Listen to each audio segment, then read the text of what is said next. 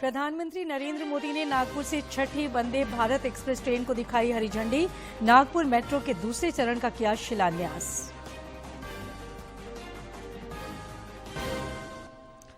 राज्य सरकार ने की पहल। यूपीएससी पीटी पास करने वाले झारखंड के एसटी/एससी विद्यार्थियों को मिलेंगे 1-1 लाख रुपए। आदिवासी कल्याण विभाग ने मांगे आवेदन। बड़हरवा टेंडर मैनेज मामले में भाजपा प्रदेश अध्यक्ष ने मंत्री आलमगीर आलम को बर्खास्त करने की मांग की। तत्कालीन एसडीपीओ प्रमोद मिश्रा से ईडी कल कर सकती है पूछताछ। और hockey world cup trophy Jamshedpur के बाद पहुंची रांची। मोरहाबादी मैदान में प्रदर्शन के बाद राजधानी रांची की कई सड़कों में घुमाई जाएगी ट्रॉफी। लोग कर सकेंगे दीदार।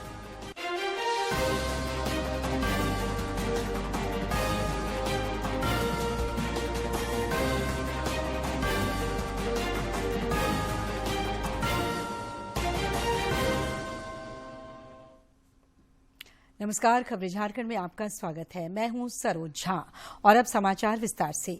प्रधानमंत्री नरेंद्र मोदी ने आज महाराष्ट्र को कई सौगातें दी। नागपुर दौरे के क्रम में उन्होंने नागपुर बिलासपुर को जोड़ने वाली देश की छठी वंदे भारत एक्सप्रेस ट्रेन को हरी झंडी दिखाकर रवाना किया।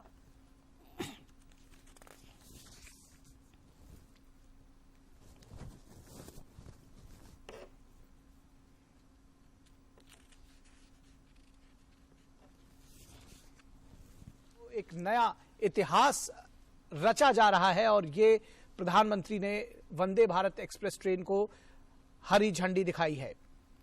ये देखा जा सकता है किस तरह से ये इतिहास रचा गया है और एक के बाद एक, जिस तरह से अभी हमारे संवाददाता बता रहे थे कि किस तरह से एक बड़ा आमूलचूल परिवर्तन रेलवे की यात्री सुविधाओं में, गति में, सुरक्षा में, संरक्षा में, उसमें वंदे भारत एक अपने आप में बड़ा उदाहरण है। और छठी वंदे भारत एक्सप्रेस ट्रेन को हरी झंडी दिखाते हुए प्रधानमंत्री नरेंद्र मोदी ये नागपुर से बिलासपुर को जोड़ेगी।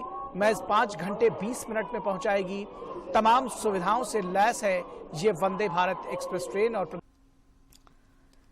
प्रधानमंत्री नरेंद्र मोदी ने नागपुर में मेट्रो से यात्रा के लिए फ्रीडम पार्क स्टेशन से टिकट खरीदा और मेट्रो राइड किया। इस दौरान उन्होंने विद्यार्थियों से बातचीत भी की।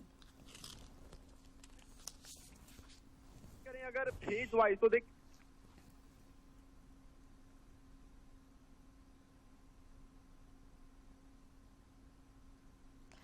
प्रधानमंत्री नरेंद्र मोदी ने नागपुर और शिरडी को जोड़ने वाले समृद्धि महामार्ग के पहले चरण का उद्घाटन भी किया। उन्होंने नागपुर मेट्रो फेज 1 राष्ट्र को समर्पित किया। साथ ही नागपुर मेट्रो फेज 2 का शिलान्यास किया। इस मौके पर कई गणमान्य लोग उपस्थित थे। दोपहर बाद प्रधानमंत्री गोवा में विभिन्न कार्यक्रमों में शामिल होंगे।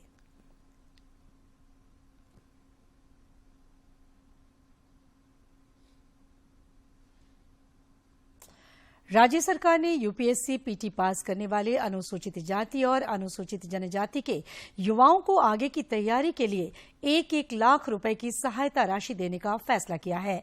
इस सिलसिले में आदिवासी कल्याण विभाग ने इच्छुक प्रतिभागियों से आवेदन मांगा है। योग्य विद्यार्थी 7 जनवरी तक आवेदन जमा कर सकते हैं। झारखंड से इंटर और स्नातक पास करने वाले विद्यार्थियों को मुख्यमंत्री एसटी/एससी सिविल सेवा प्रोत्साहन योजना के तहत ये लाभ दिया जाएगा।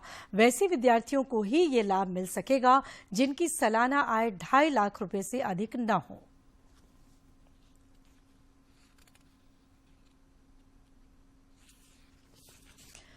भाजपा के प्रदेश अध्यक्ष दीपक प्रकाश ने भ्रष्टाचार के मामले पर राज्य सरकार पर एक बार फिर तीखा हमला बोला है। बड़हरवा टोल प्लाजा में कथित तौर पर टेंडर मैनेज करने के मामले में उन्होंने ग्रामीण विकास मंत्री आलमगीर आलम को आड़े हाथों लिया है और मुख्यमंत्री से श्री आलम को बर्खास्त करने की मांग की।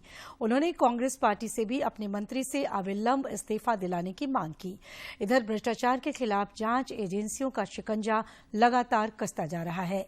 टोल प्लाजा टेंडर विवाद में मंत्री आलमगीर आलम और पंकज मिश्रा को क्लीन चिट देने वाले बड़हरवा के तत्कालीन एसडीपीओ प्रमोद कुमार मिश्रा से ईडी कल पूछताछ कर सकती है।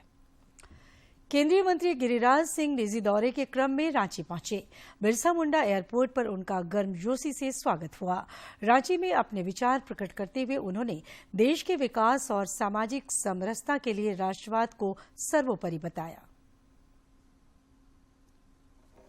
जातियों के ऊपर धर्म को रख करके राष्ट्रवाद के साथ जब तक हम नहीं चलेंगे तब तक न देश का सामाजिक समरसता बचेगा, न देश में लोकतंत्र इतना कमजोर हो जाएगा, जिसका सीधा उदाहरण है पाकिस्तान और बांग्लादेश।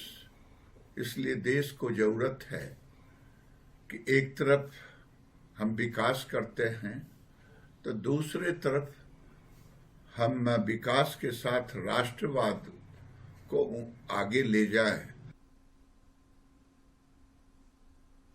रांची के सांसद संजय सेठ ने कल रांची के डिबडी में एक कार्यक्रम के दौरान बच्चों के बीच नमो टॉय बैंक से खिलौनों का वितरण किया। इस मौके पर श्री सेठ और विधायक नवीन जायसवाल ने इन बच्चों से संवाद भी किया। इस दौरान उन्होंने अनुभव साझा करते हुए कहा कि इनसे बात कर मुझे अपना बचपन याद आ गया। उन्होंने कहा कि पृथ्वी पर यदि कहीं स्वर्ग है तो इन नन्हे बच्चों के बीच ही है।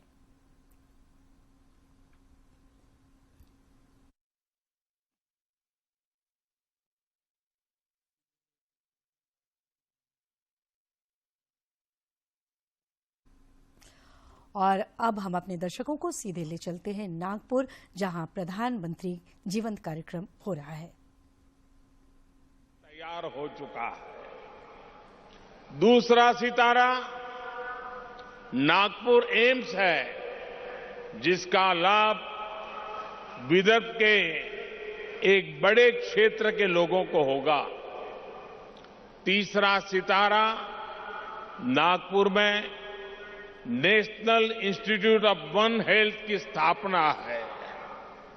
चौथा सितारा रक्त संबंधी रोगों की रोकथाम के लिए चंद्रपुर में बना आईसीएमआर का रिसर्च सेंटर है।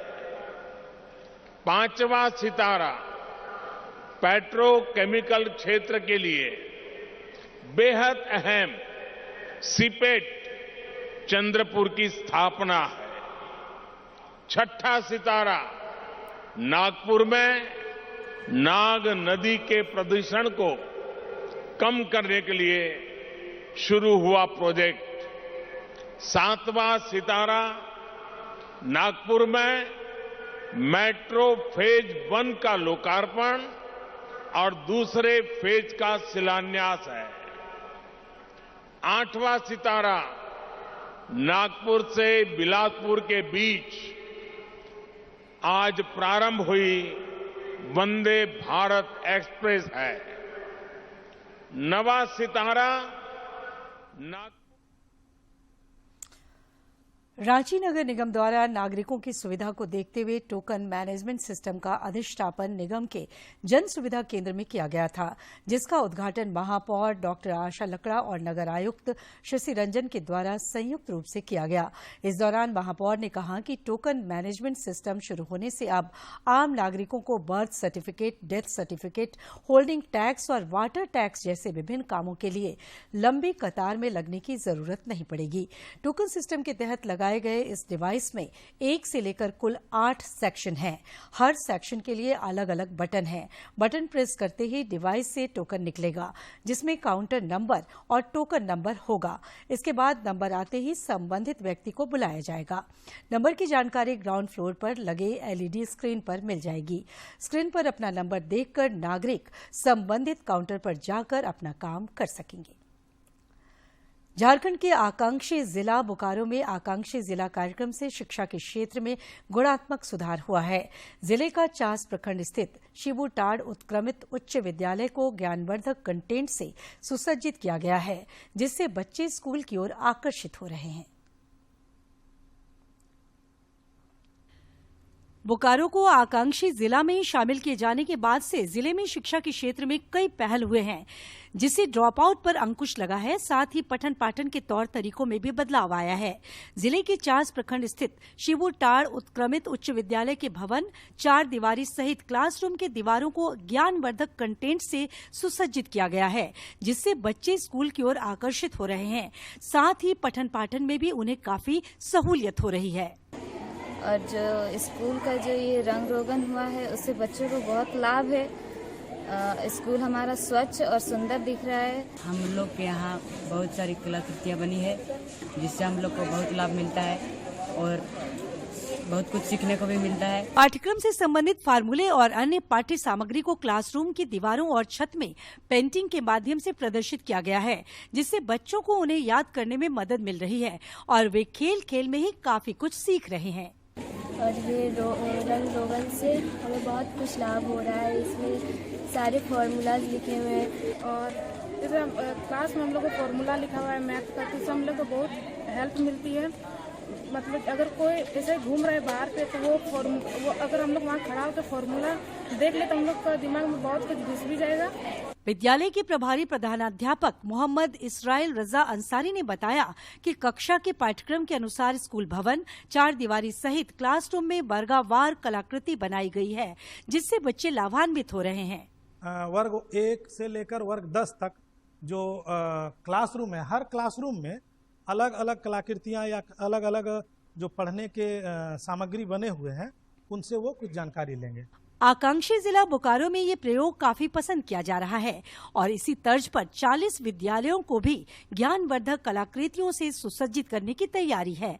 बोकारो से मनोज कुमार की रिपोर्ट। चतरा में मंत्री सत्यानंद भोक्ता ने बतौर मुख्य अतिथि जिला प्रशासन चतरा द्वारा महिला महाविद्यालय चतरा में आयोजित integrated coaching program for UPSC, BPSC और जेपीएससी संस्थान का शुभारंभ किया। दूरदराज के क्षेत्रों तक स्वास्थ्य सेवाओं को पहुंचाने में बाइक एम्बुलेंस की सेवा महत्वपूर्ण मानी जाती है, लेकिन चतरा में तंत्र की लापरवाही की वजह से सिमरिया रेफरल अस्पताल 5 एम्बुलेंस गैरेज सा बन गया है और सभी बाइक एम्बुलेंस की स्थिति जर्जर है। चतरा जिले में सांसद मद से 50 बाइक एम्बुलेंस खरीदी गई थी, लेकिन इस्तेमाल नहीं होने की वजह से ये बाइक एम्बुलेंस जर्जर अवस्था में पड़ी हुई है। इलाके के समाजसेवी विनेश राणा बताते हैं कि ये एक अच्छी पहल थी, लेकिन इसका इस्तेमाल नहीं होने से दूरदराज के ग्रामीणों को काफी परेशानी हो रही है।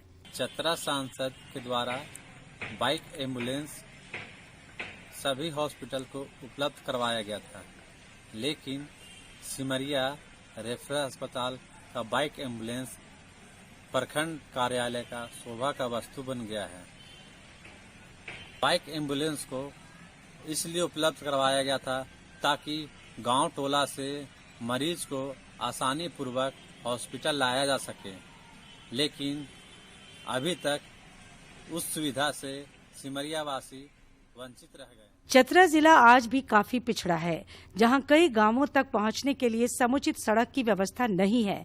ऐसे में अचानक बीमार पड़ने पर ग्रामीणों के लिए ये सेवा वरदान साबित हो सकती है। स्थानीय लोगों का कहना है कि ये एम्बुलेंस सिर्फ दिखावे के लिए है, इससे मरीजों को कोई फायदा नहीं होता। ड्राइवरी पेशेंट लेके आए हैं हम लोग की, जो कि काफ़ी पैसा खर्चा करके आना पड़ता है। गांव-गांव में एम्बुलेंस पहुंच नहीं पाता। सिमरिया अस्पताल से एम्बुलेंस रहते पीरियड में भी कोई नहीं भेजता और प्लस में हम लोग को अपना पैसा खर्च करके आना पड़ता है और कोई भेजता भी नहीं है। इधर चतरा के civil surgeon doctor SN Singh ने कहा कि इस सेवा को धरातल पर उतारने के लिए उपायुक्त को पत्र लिखा गया है। उन्होंने कहा कि जिले को आवंटित सभी बाइक एम्बुलेंस के संचालन का जिम्मा जिला परिषद को दिया जा रहा है। बाइक एम्बुलेंस जो हमारे यहाँ आया था, उस सारे एम्बुलेंसेज का जिला परिषद को देने का निर्देश हुआ है। हम लोग प्रक्रिया में लगे हुए हैं। जैसी प्रोसीडिंग आ जाएगा, प्रोसीडिंग के तहत हम लोग चिट्ठी भेज के और जिला परिषद को हस्तांतरित कर देंगे। निश्चित तौर पर दूर दराज और ग्रामीण इलाकों के लिए ये बाइक एम्बुलेंस सेवा किसी वरदान से कम नहीं है, लेकिन योजना के धरातल पर नहीं उतरने से इसका फायदा जरूरतमंदों को नहीं मिल पा रहा है। चतरा से अशोक तुलसियान की रिपोर्ट। खूंटी में पुलिस प्रशासन द्वारा अवैध अफीम के विरुद्ध लगातार जागरूकता अभियान चलाया जा रहा है, जिससे प्रभावित होकर ग्रामीण अवैध अफीम की खेती के विनष्टीकरण की प्रक्रिया में आगे आ रहे हैं।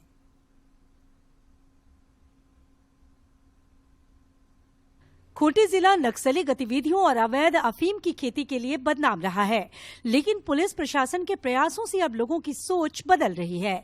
इलाके में सतत रूप से चलाए गए जागरूकता अभियान का ये असर है कि ग्रामीण अवैध अफीम की खेती के विनिष्टीकरण की प्रक्रिया में आगे आ रहे हैं और अब वे मुख्य धारा की कृषि पद्धति को अपनाकर बेहतर जीवन यापन की ओर आगे बढ़ रहे हैं। हम लोग यही चाहते हैं कि यहाँ पर सोलर का पंप उसको लगाना। तो अगर कहीं सोलर पंप लगा देंगे ना, पूरा हम लोग का यहाँ खेती सब्जी होगी, गर्मी का खेती होगा। खूंटी पुलिस के द्वारा अड़की के बांदगाड़ा, मारंगा हादा के बांडा डीह, कुरकुटा, चोंडोर गांव, मुरहू के गुल्लू, सरवादा गांव और साइको के नामसिल्ली गांव के ग्रामीणों को हिंदी और स्थानीय भाषा में अवैध अफीम खेती की रोकथाम हेतु जागरूक किया गया। अड़की के बांदगड़ा में ग्रामीणों ने स्वयं अफीम के खेत में हल चलाकर अफीम के नए पौधों को नष्ट किया। तो अफीम का जो खेती जो किए थे, अब इसको विनष्ट कर रहे हैं।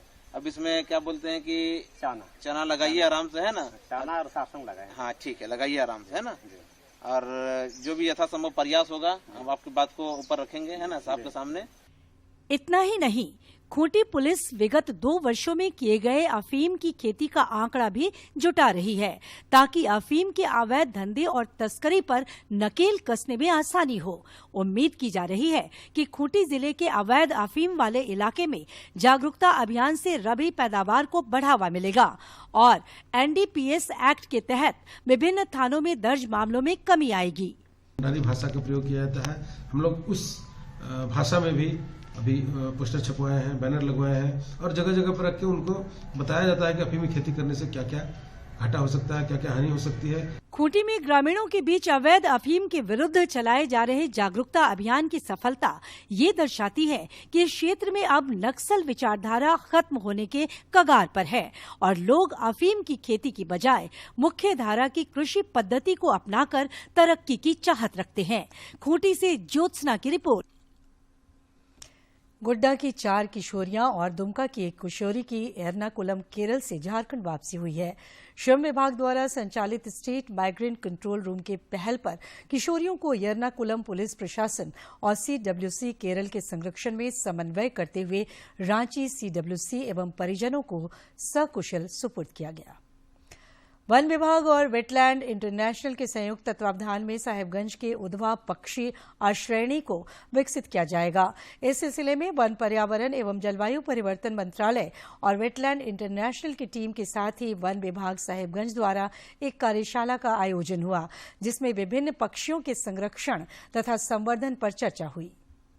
यहाँ पे ऐसा नहीं है, मछलियाँ भी यहाँ पे 35 तरह की हैं। हमारे पास वेजिटेशन है 76 तरह का, रेप्टाइल्स हैं जो है वो 21-22 तरह के हैं, टर्टल्स हैं जो कछुए जिसको कहते हैं।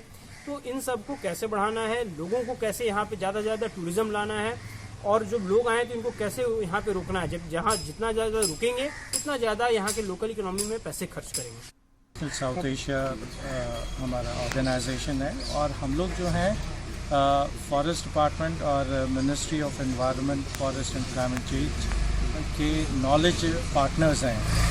तो हम लोग फॉरेस्ट डिपार्टमेंट को वेटलैंड्स की कंजर्वेशन और मैनेजमेंट के लिए हम लोग सलाह देते हैं। और विदेश मंत्री S जयशंकर ने काशी हिंदू विश्वविद्यालय में काशी तमिल संगमम प्रदर्शनी का अवलोकन किया।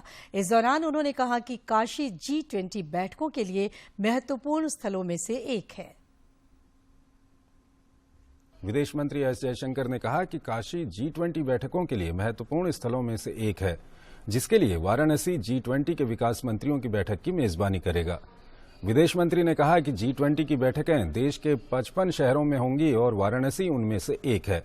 इसके साथ ही विदेश मंत्री ने काशी हिंदू विश्वविद्यालय में काशी तमिल संगमम प्रदर्शनी का भी निरीक्षण किया।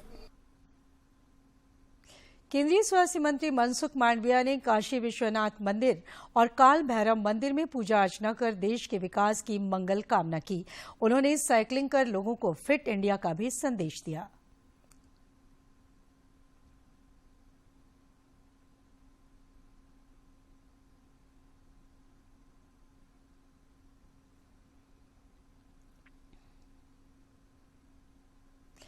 प्रधानमंत्री नरेंद्र मोदी इस महीने की 25 तारीख को मन की बात कार्यक्रम के जरिए देशवासियों को संबोधित करेंगे। प्रधानमंत्री ने लोगों से आग्रह किया है कि वे नए भारत के निर्माण से जुड़ी अपनी प्रेरक कहानी और उपलब्धि भेजें।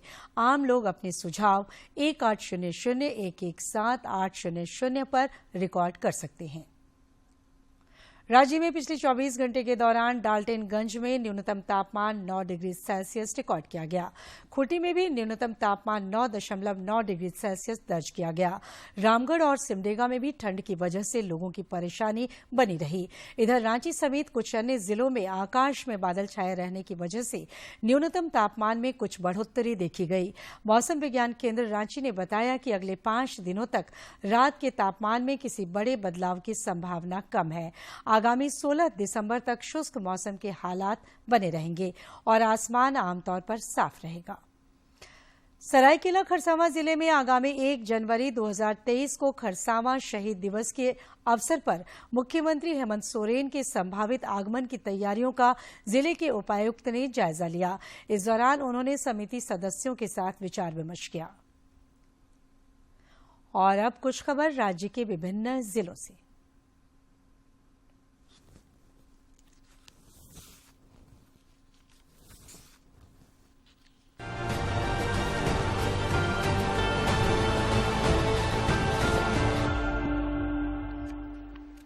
रांची एसएसपी किशोर कौशल ने जिले के सभी थाना प्रभारी को विधानसभा सत्र और नव वर्ष के लिए विधि व्यवस्था चाक चौबंद रखने का निर्देश दिया है। एसएसपी ने जिला के सभी डीएसपी और थाना प्रभारियों के साथ बैठक कर जरूरी निर्देश दिए, साथ ही लंबित मामलों के जल्द निष्पादन पर बल दिया। कृषि मंत्री बादल पत्रलेख ने जरमुंडी प्रखंड के पहरेडी पंचायत के पहरेडी गांव का भ्रमण कर एक पीड़ित परिवार से मुलाकात की तथा परिजनों को सरकार की तरफ से 50,000 रुपए का चेक सौंपा तथा उन्हें सांत्वना दी। उन्होंने इसकी जानकारी साझा करते हुए बताया कि परिवार के एक सदस्य की मौत कार्य करते हुए ओडिशा में हो गई थी। देवघर उपायुक्त ने मुख्यमंत्री के आगमन को लेकर विधि व्यवस्था को लेकर संपूर्ण रूट लाइन का जायजा लिया तथा अधिकारियों को आवश्यक निर्देश दिया। इसके अलावा उन्होंने राज्यकृत उत्क्रमित उच्च विद्यालय जमुनिया का निरीक्षण कर बच्चों से मुलाकात कर उनका हालचाल जाना। इस दौरान उपायुक्त ने संबंधित विभाग के अधिकारियों को साफ सफाई, शौचालय, किचन गार्डन, कूड़ेदान एवं विद्यालय की व्यवस्थाओं को दिन प्रतिदिन और भी बेहतर करने का निर्देश दिया। गोड्डा में मतदाता सूची विशेष संक्षिप्त पुनरीक्षण कार्यक्रम के तहत गोड्डा विधानसभा निर्वाचन क्षेत्र के अंतर्गत मतदान केंद्र संख्या 298, 311, 312 एवं 316 में प्राप्त प्रपत्रों का सुपर चेकिंग किया गया। मुख्यमंत्री से पढ़ाई के लिए गुहार लगाने वाली गढ़वा की बेबी कुमारी के परिवार को 48 घंटे के अंदर प्रशासन ने मदद पहुंचाई है। जिला प्रशासन द्वारा तिलदाग पंचायत निवासी बेबी कुमारी एवं उसके पूरे परिवार को विभिन्न योजनाओं से आच्छादित कर दिया गया।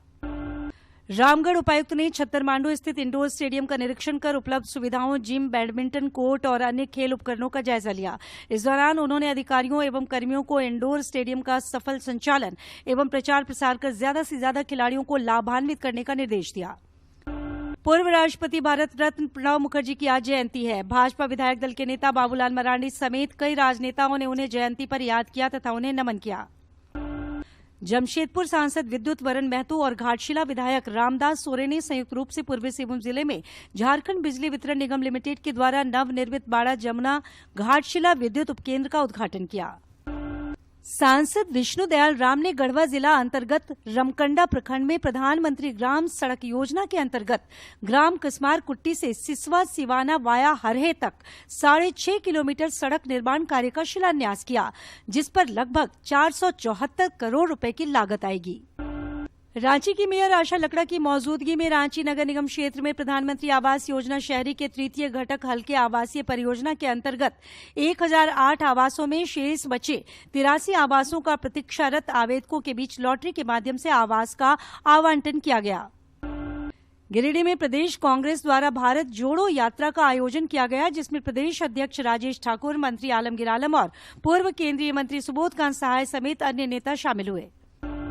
खूंटी उपायुक्त ने मुख्यमंत्री सुखाड़ राहत योजना के तहत किसानों का निबंधन और ई-केवाईसी कराने संबंधी विषयों पर पदाधिकारियों के साथ बैठक कर सभी प्रखंडों में पंचायत स्तर पर कैंप लगाने एवं प्रत्येक स्तर पर समन्वय स्थापित कर कार्य करने के निर्देश दिए।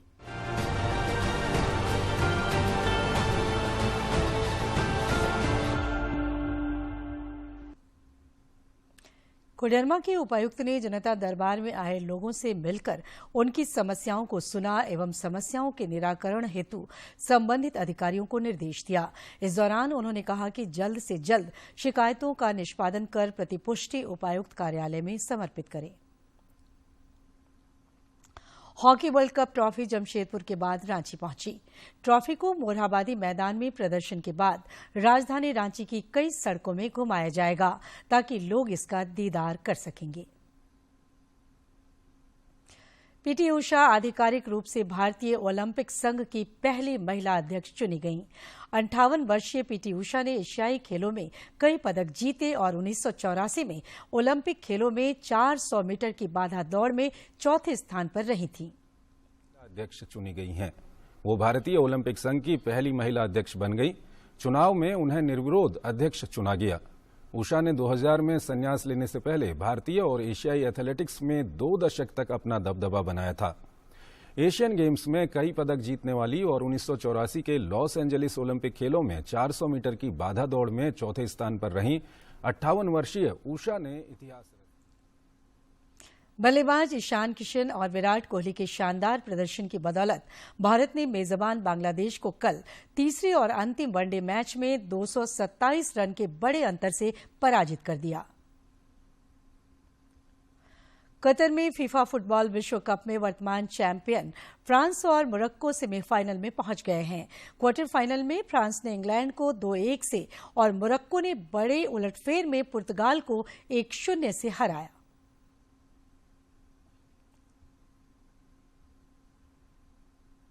भारतीय संगीत की महान गायिका डॉक्टर एमएस सुब्बालक्ष्मी को उनकी पुण्यतिथि पर राष्ट्र आज नमन कर रहा है। उनकी भावपूर्ण आवाज ने सभी को मंत्रमुग्ध किया और वे आने वाली पीढ़ियों के लिए एक प्रेरणा स्रोत हैं।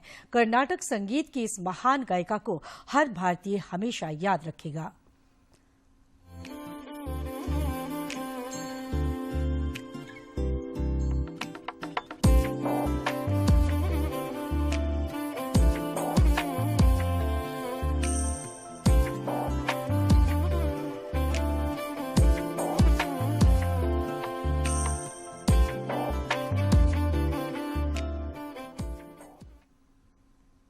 और आखिर में इस बुलेटिन के मुख्य समाचार एक बार फिर।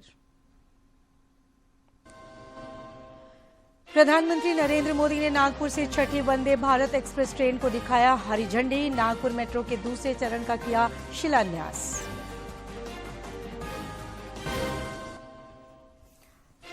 राज्य सरकार ने की पहल। यूपीएससी पीटी पास करने वाले झारखंड के एसटी एससी विद्यार्थियों को मिलेंगे 1-1 लाख रुपए।